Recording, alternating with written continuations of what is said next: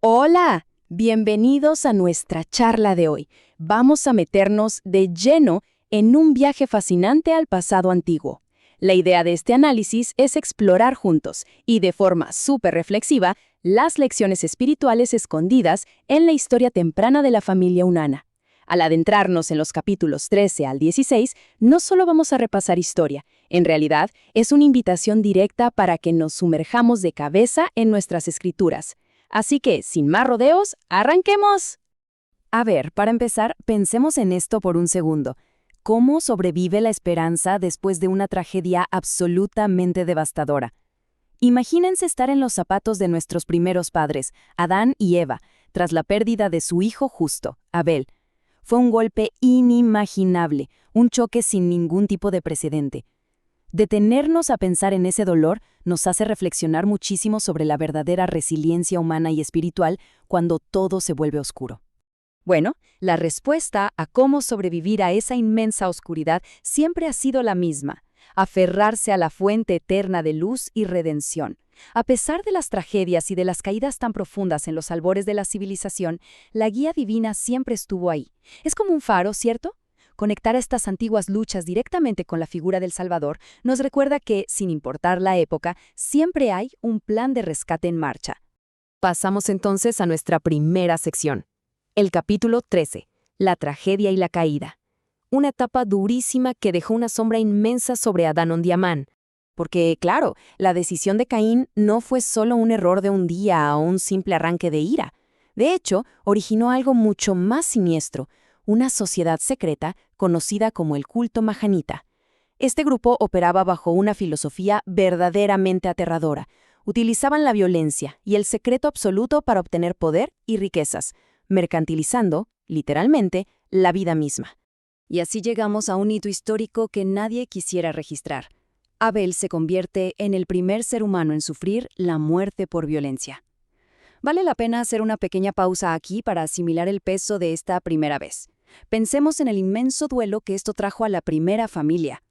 Nos hace preguntarnos cómo rayos se podía mantener a flote el plan divino frente a un mundo que apenas descubría la brutalidad extrema.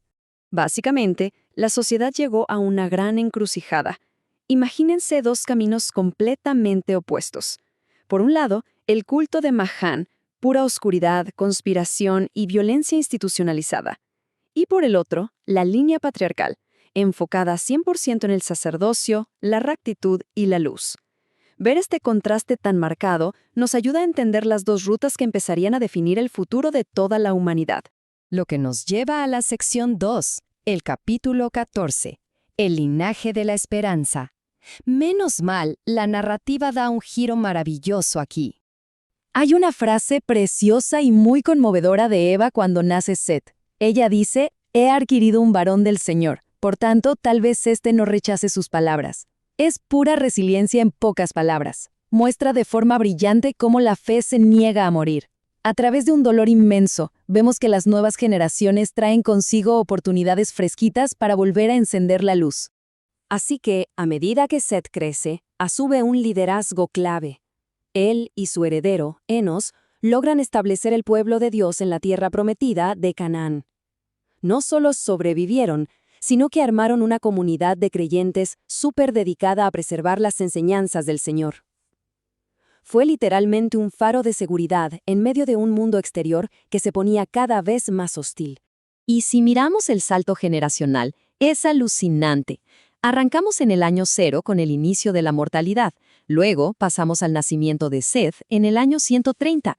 Seguimos con Enos en el 235, Cainán en el 325, luego Jared en el 460, hasta llegar al nacimiento de Enoc en el año 622. Este paso ininterrumpido de autoridad, generación tras generación, fue lo que preparó el terreno para la llegada de voces proféticas gigantescas. Y hablando de gigantes, entramos a la sección 3, capítulo 15, el mundo antes del diluvio. Prepárense porque las realidades de esta época son de otro nivel. 600. Sí, escucharon bien, 600 años. Esa era la edad exacta de Noé cuando empezaron a caer las aguas del gran diluvio. A veces leemos estos números tan masivos en las escrituras y nos pasan de largo, pero ¿se imaginan? Traten de dimensionar lo que significa acumular siglos y siglos de sabiduría, ver nacer a cientos de generaciones de tu propia familia y aún así mantenerte firme en tus principios. Es una locura. Es que el mundo de ese entonces era radicalmente distinto al nuestro. Pensemos en estos tres grandes factores de la Tierra antes del diluvio. 1.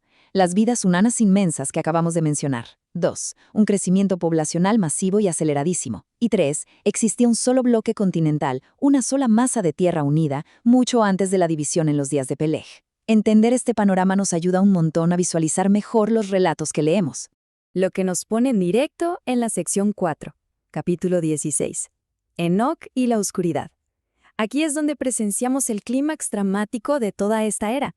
Resulta que durante los días de Cainán y Mahalaleel surge una nueva generación y el culto mahanita regresa con muchísima fuerza. Vuelven con sus pactos oscuros, sus señales secretas y sus asesinatos. La descomposición social llegó a un punto tan extremo que la mera existencia de los justos pendía de un hilo. Para que se hagan una idea, las escrituras lo describen con una frase que pone la piel de gallina. El poder de Satanás se extendía sobre toda la faz de la tierra. No hablaban de un problema local o de un par de pueblos conflictivos. Era una atmósfera global, una crisis mundial de rebelión, ambición y guerra constante. Quienes buscaban hacer lo correcto estaban remando contra la corriente de toda una civilización entera. Pero aquí es donde la fe verdaderamente se luce. Miren el ministerio de Enoc, paso a paso. Primero, es ordenado a los 65 años. Segundo, recibe una sanación milagrosa de sus debilidades. Tercero, se planta con valentía y predica de frente contra las guerras sangrientas de los mahanitas. Y el paso 4, como resultado de ese esfuerzo colosal, establece la asombrosa ciudad de Sión.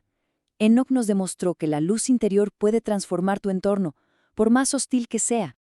¿De verdad? Los detalles de las visiones de Enoc y de su juventud son un auténtico tesoro escondido. En esta charla de hoy, apenas si estamos rasgando la superficie para despertarles la curiosidad. La gran invitación, el reto real, es que vayan, abran sus propias escrituras y se sumerjan de lleno en estos relatos de primera mano. Prometido, van a descubrir capas de significado que les volarán la cabeza. Y ya para cerrar, les dejo esa pregunta para llevarnos de tarea. ¿Qué legado espiritual estamos construyendo nosotros hoy con nuestro propio estudio? Al ver las pruebas titánicas de Adán, la fe inquebrantable de Set y la valentía heroica de Enoc, deberíamos sentirnos súper motivados a encontrar nuestro propio lugar en esta enorme cadena histórica. Ojalá que esta charla sea la chispa que necesiten para seguir escarbando en esas páginas y dejar que la maravilla de aprender los siga llenando de luz. Nos vemos en la próxima.